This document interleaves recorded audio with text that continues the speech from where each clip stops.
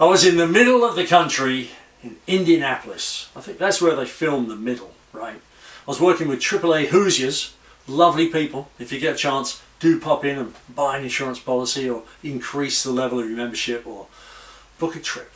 They're great people. I was running a sales training workshop for them and I was expecting 45 to 50 people in the session. I got 75.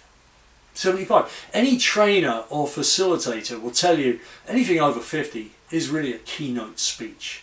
Unfortunately, we do interactive workshops. So I was delivering an interactive workshop to 75 people. An hour and a half in, I had them working in a speed date line. A speed date line is where they stand opposite someone and work on their verbal fluency. It's either a call flow, an agenda statement, a positioning statement, but they're working on something with a partner and practicing. And I was, because the line was huge, right? 37, 38 people with partners going down one way. I was standing on a chair, kind of shouting instructions and asking a few questions using people's names. And someone said, "Hey, do you know everyone's names?" And someone said, "Yeah, can you name everyone here?" And so I said, I think I can. So I named 75 people.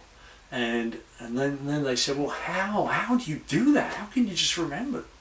In an hour and a half, 2 hours, how can you remember 75 names?" So I said, "Well, let's see. I mean, one of the things about our business is we think a person's name is extremely important.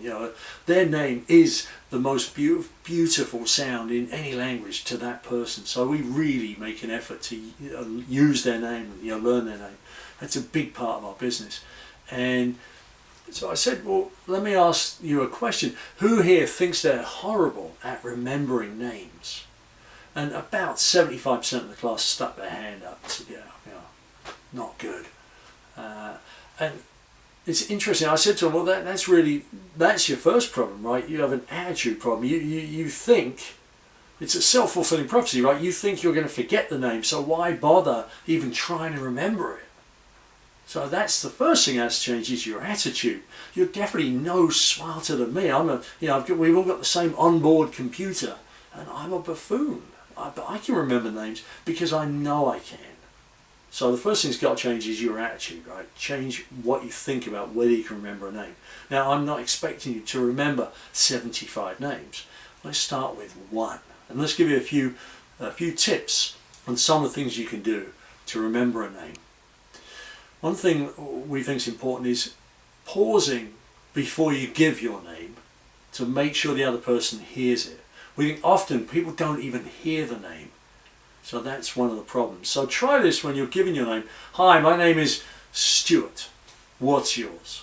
And just give a little pause before you give your name, and hopefully they do the same thing.